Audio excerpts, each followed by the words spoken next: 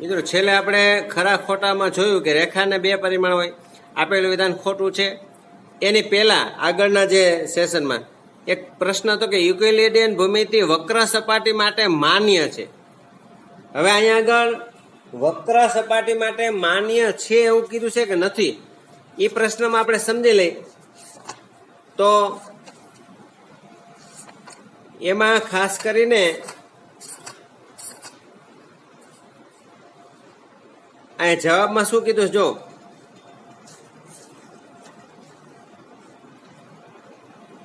માન્ય નથી. આપણા પ્રશ્નમાં યુક્લિડિયન ભૂમિતિ વક્ર સપાટી માટે માન્ય છે, એટલે આપેલું વિધાન માન્ય હોય તો સાચું છે, એટલે આપણું બરોબર છે કે આપણે સાચું જ કર્યું છે ને, તો વિધાન અહીં મારે ભૂલથી ખરું છે, બરોબર છે. ચાલો હવે એ પ્રશ્નનું એક સોલ્યુશન હતું, બાકી તમારો પ્રશ્ન બરોબર જ હતો. હવે આગળનો પ્રશ્ન છે પ્રશ્ન નંબર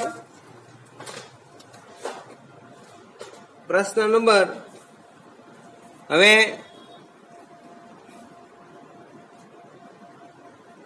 એક શબ્દ કે અંકમાં જવાબ. પ્રશ્ન નંબર આપણે આગળ 16 એટલે 17 થી શરૂ કરશું. 17મો પ્રશ્ન છે કે બિંદુને કેટલા પરિમાણ હોય છે, આ પ્રશ્ન. તો જવાબમાં અહીંથી એમ લખું કે ઘણા વિદ્યાર્થી એમ લખશે કે ભાઈ બિંદુને એક પણ પરિમાણ નથી, તો પણ જવાબ સાચો છે. ઘણા વિદ્યાર્થીઓ એમ લખે કે બિંદુને 0 પરિમાણ છે, તો પણ જવાબ સાચો છે. 2 માંથી 1. પ્રશ્ન નંબર 18મા પ્રશ્નમાં આધુનિક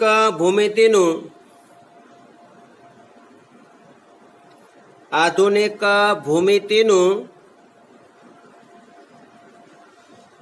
માળખું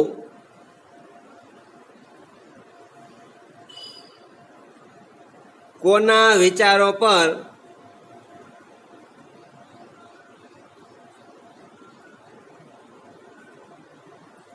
આધારિત છે?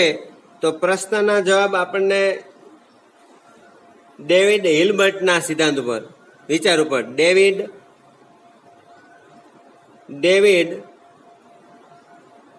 હિલ્બર્ટે એના વિચારો આધુનિક ભૂમિતિના માળખા માટેની વાત કરી હતી.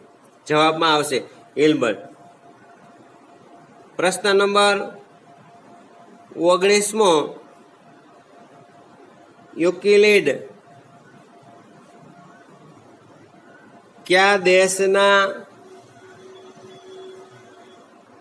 રહેવાસી હતા? તો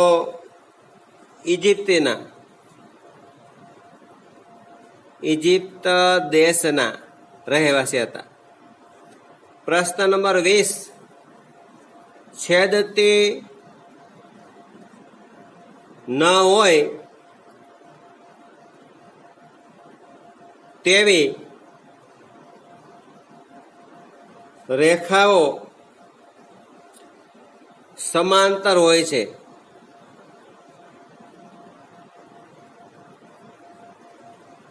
આ વિધાન આપેલું છે અને લખ્યું છે કે આ વિધાન કયા સ્વરૂપમાં છે? એટલે સ્વયંસિદ્ધિ છે કે પૂર્વધારણા છે કે વ્યાખ્યા, એના સ્વરૂપમાં. તો જવાબમાં છે આ વ્યાખ્યા છે કે છેદતી ન હોય તેવી રેખાઓ સમાંતર હોય છે, તો વ્યાખ્યા આવે એટલે અહીં જવાબમાં આવશે વ્યાખ્યાના સ્વરૂપમાં છે. વ્યાખ્યાના સ્વરૂપમાં. ત્યાર પછીનો પ્રશ્ન 21મો પ્રશ્ન,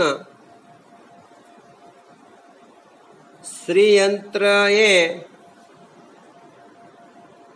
અંદરો અંદર એટલે અંદરની બાજુ ડિઝાઇન ભાત પ્રમાણે અંદરો અંદર ગૂંથાયેલા કેટલા સમુદ્રી બાજુ સમુદ્રી બાજુ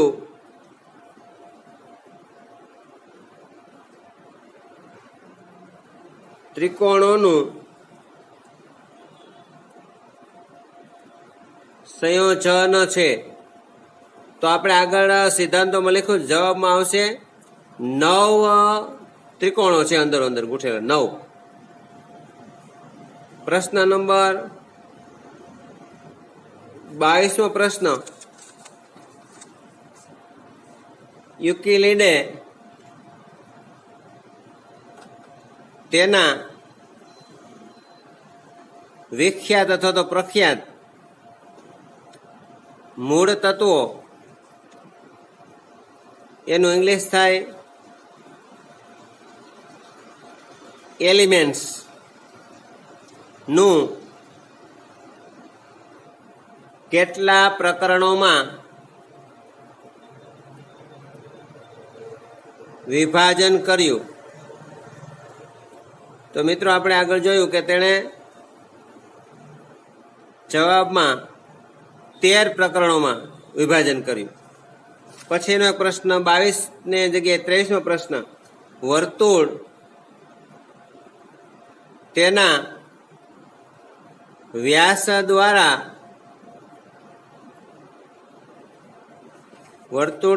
તેના વ્યાસ દ્વારા 2 સરખા ભાગમાં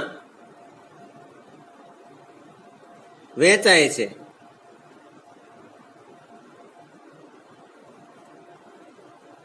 એ વિધાનની સૌપ્રથમ સાબિતી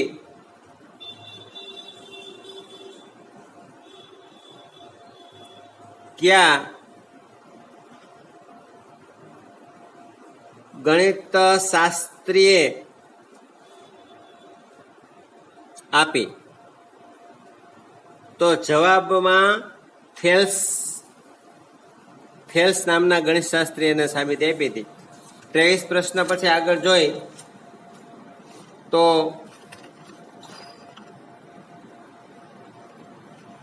ચોવીસમો પ્રશ્ન, કુલ 30 પ્રશ્નો છે, આપણે 24મા પ્રશ્નમાં જોઈ, યુક્લિડ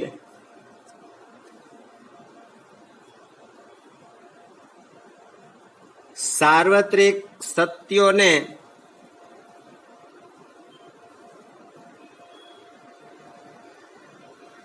કેટલા ભાગમાં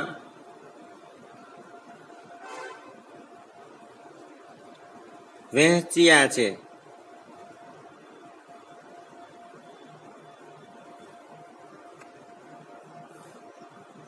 તો એના જવાબમાં આવશે એને 2 સરખા ભાગમાં, 2 ભાગમાં. ચાલો, ત્યારબાદ પ્રશ્નનું પેટર્ન, સાચા વિકલ્પ પસંદ કરી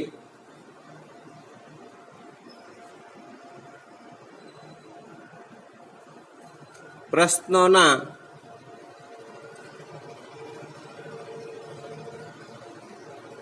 જવાબ આપો. પ્રશ્ન નંબર 25, 300 ઈસવીસન પૂર્વ એટલે બીસી, ભારતમાં જુદા જુદા આકારો ધરાવતા મકાનો અને ઈંટની લંબાઈ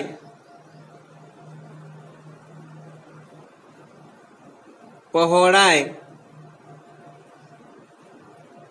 અને ઊંચાઈનો ગુણોત્તર અનુક્રમે કેટલો હતો? આગળ સિદ્ધાંતો એટલે સામાન્ય નિયમમાં મેં વાત કરી હતી. હવે એમાં છે 4:2:1, બીમાં જવાબ છે 2:4:1, સીમાં જવાબ છે 1:4:2 અને ડીમાં જવાબ છે 2:1:4. તો એ જવાબ ફાઇનલ છે. એ જવાબ 4:2 એટલે 4 સેન્ટીમીટર હોય કે જે 4 એની લંબાઈ, 2 પહોળાઈ અને 1 ઊંચાઈ. પ્રશ્ન નંબર 26. ઘનથી બિંદુ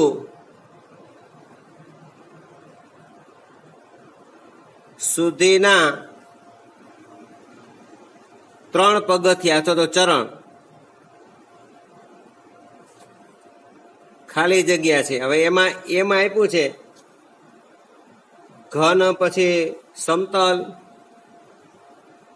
સમતલ પછી રેખાઓ, અને રેખાઓ પછી બિંદુ. બીમાં પેલા રેખાઓ છે, પછી બિંદુ,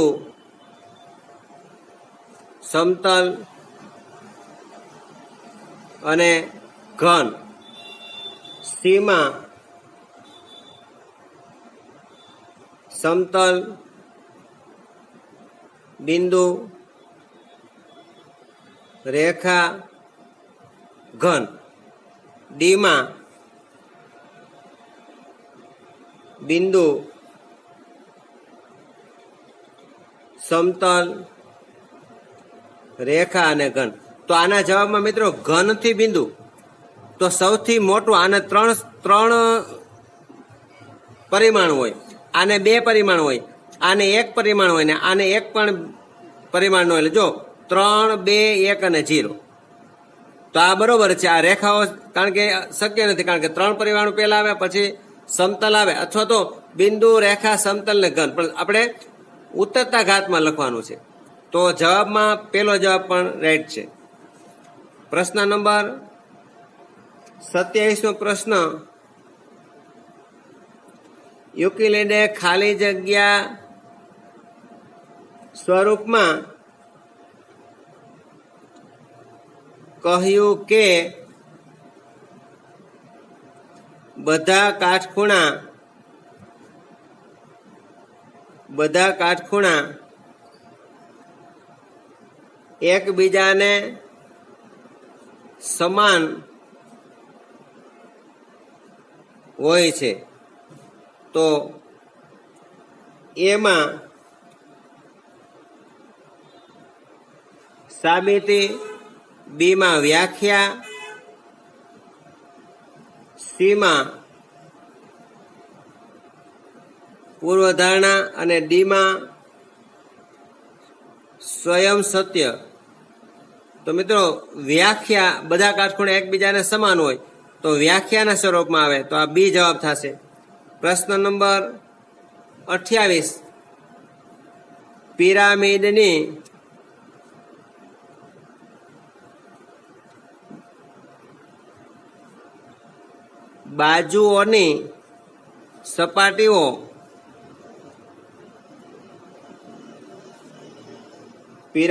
બાજુઓની સપાટીઓ ખાલી જગ્યા હોય છે. અહીંયા આગળ ત્રિકોણ આકારની હોય, બીમાં ચોરસ આકારની હોય, સીમાં કે બહુકોણીય આકારની હોય, અને ડીમાં સમલંબ આકારની હોય. તો ત્રિકોણ, પિરામિડ છે હંમેશા ત્રિકોણ આકારના હોય. ત્યાર પછીનો પ્રશ્ન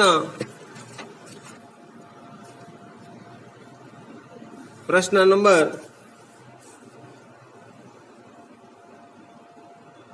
29મો પ્રશ્ન. નીચે પૈકી એટલે નીચેનામાંથી ખાલી જગ્યાને સાબિતીની જરૂર છે. એમાં છે પ્રમેય, બીમાં સંયમસિદ્ધ સત્ય,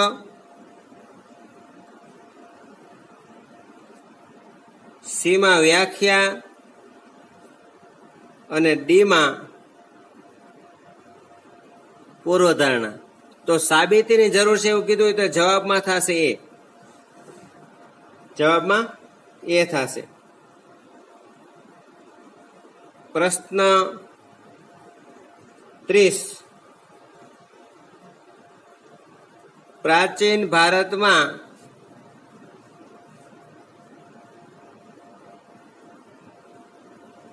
લંબચોરસ, ત્રિકોણ અને સમલંબના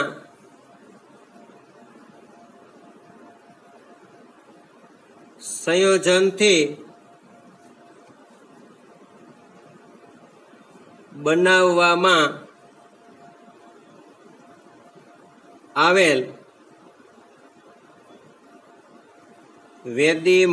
વેદી ખાલી જગ્યા માટે વપરાતી હતી. તો એમાં ગૃહસ્થ કર્મકાંડ,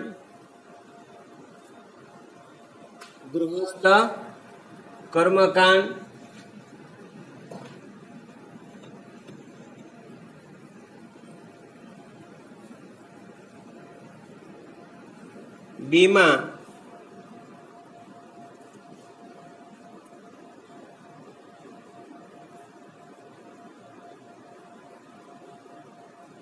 જાહેર પૂજા,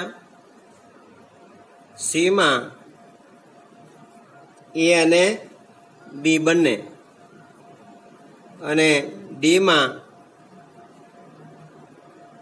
એક પણ નહીં. જો એ ને બી જવાબ હોય તો આ, પણ આમાં જવાબમાં આપણે બી જવાબ સાચો છે. તો મિત્રો અહીંયા પ્રકરણ 5 યુક્લિડની ભૂમિતિનો પરિચય 30 પ્રશ્નો પાકા ચોપડામાં લખવાના છે ને આ પ્રકરણ આપણે પૂરું કરીશું. આનું વધારાનું એસાઇનમેન્ટ કઈ લખવાની જરૂર રહેતી નથી, પણ હા આના પછીના 2 પ્રશ્નો મારે કરાવવાના છે. આમાં નાના પ્રશ્નો છે તો 1-2 પ્રશ્નો પૂર્ણ કરી અને પછી આપણે અહીંથી આ પ્રકરણ પૂરું કરીશું. તો પછીનો પ્રશ્ન હું તમને લખાવું આગળ. પછીનો પ્રશ્ન આપણે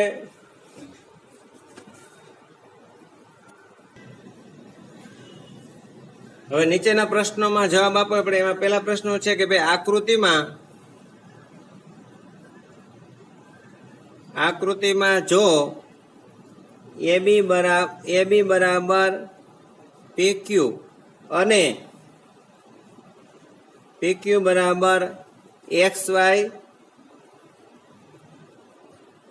હોય તો AB બરાબર XY થાય તેમ સાબિત કરવાનું છે. તો ગણતરીમાં આપણે આમ કરશું, અહીંયા 3 રેખાઓ દર્શાવવાની છે, રેખાખંડ. દાખલા તરીકે AB, બીજો રેખાખંડ P અને Q, અને ત્રીજો રેખાખંડ X અને Y. તો અહીંયા આમ જો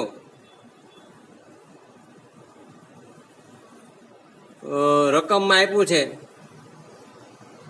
કે AB બરાબર PQ અને PQ બરાબર XY. આ રકમમાં આપ્યું હોય તો એને કહેવાય પક્ષમાં આપેલું છે. તેથી AB બરાબર PQ બરાબર XY બને અથવા તો થાય. તેથી AB બરાબર XY સાબિત થાય છે. આ એનો ટૂંકમાં જવાબ. ત્યાર પછીનો પ્રશ્ન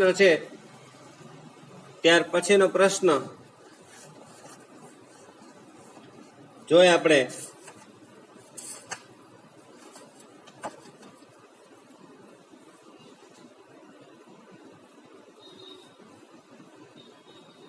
નીચેની આકૃતિમાં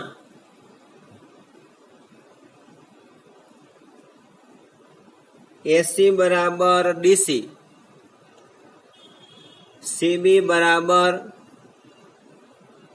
AC બરાબર DC, CB બરાબર C હોય તો બતાવો કે AB બરાબર DE થાય. હવે અહીંયા આકૃતિ જવાબમાં આપણે આમાં આકૃતિ દોરશું.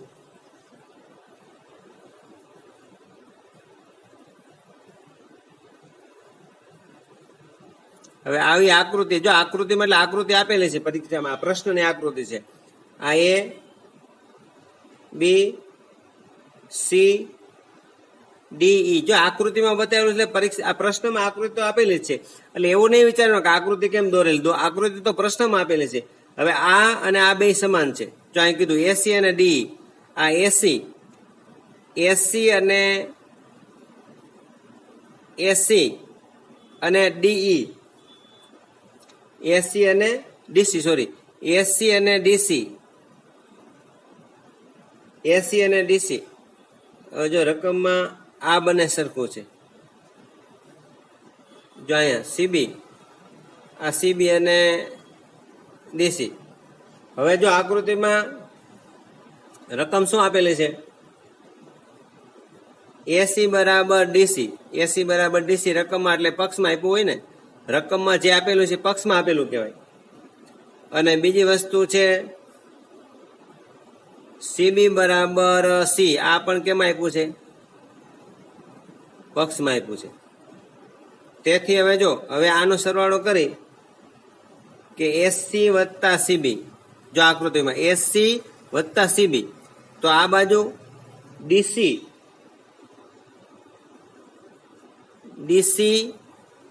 વત્તા C, બંને બાજુની વચ્ચે બિંદુ આવેલ, સરવાળો કરી શકાય. તો હવે આમાં જો સમાન કયું છે? આ DC. સરખામાં સરખું ઉમેર્યું એટલે શું કર્યું ખબર છે ને આપણે? કયું સરખું હતું? આ AC અને DC. જો હવે AC અને DC, AC બરાબર DC મૂકો અને CB બરાબર C છે, તો અહીંયા સિદ્ધાંત કયો લખે કે સરખામાં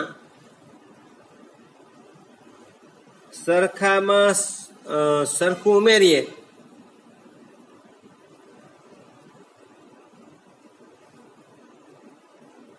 તો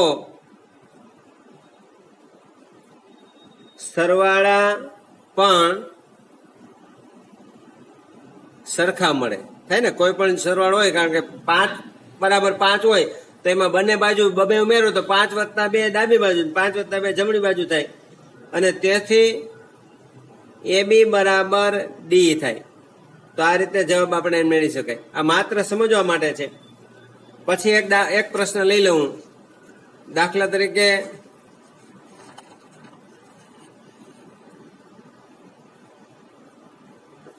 પ્રશ્ન નંબર આપણે ત્રીજો પ્રશ્ન લઈ લઈએ આપણે. હવે એમાં પણ કીધું છે કે આકૃતિમાં CA રેખાખંડ AB નું મધ્ય બિંદુ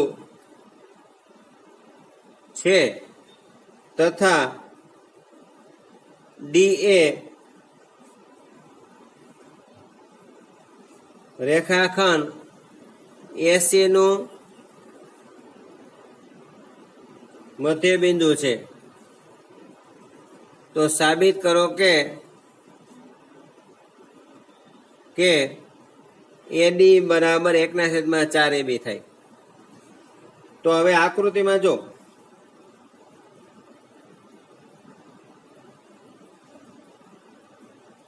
આ રીતે જવાબમાં આ A અને B અને 4 ગણું ચોથો ભાગ, એટલે દાખલા તરીકે અહીંયા આપણે D બિંદુ લઈ અને અહીંયા C બિંદુ લઈ. હવે આપણે શરૂ કેવી રીતે કરશું? તો યુક્લિડના સ્વયંસિદ્ધ સત્ય પ્રમાણે સી એ જો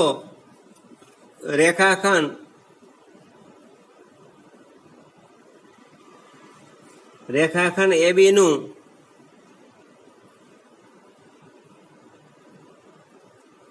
મધ્ય બિંદુ હોય તો એસી બરાબર 1/2 એબી થી એનું માપ અડધું થાય. તેથી યુક્લિડના સંયમ સિદ્ધ પ્રમાણે ડી નું પણ આમ કહી શકાય કે ડી એ રેખાખંડ